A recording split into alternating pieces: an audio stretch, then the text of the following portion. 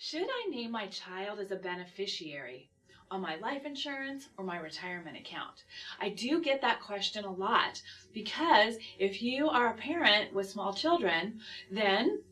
if something happened to your spouse, that's usually who you would want that asset to go to.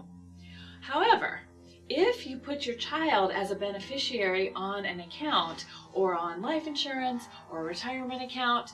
since they're under 18, they are not legally able to be an owner of an asset like that. So what would happen is that would get pulled into a court process called probate, and then the probate court would manage it while the child was under 18. There would have to be accountings. The court would have to appoint somebody to be in charge of that money for your child. And then when your child turned 18, they would get a lump sum distribution, meaning they would get it all and there would be no guidance or controls or limitations on what they would be able to do with it at 18 years old. So typically we do not recommend that you would name your child as a beneficiary on any asset.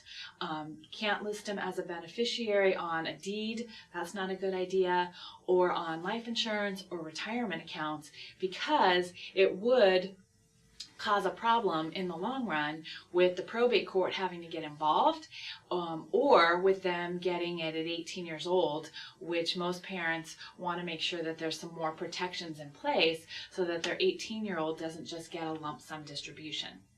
So typically what we would recommend is going to be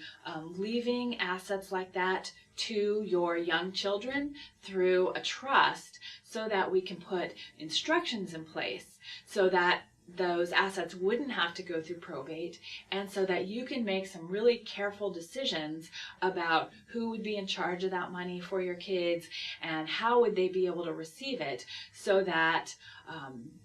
it would be available for their education and their health and all of their needs, but that they wouldn't just get a big amount of money at 18 years old.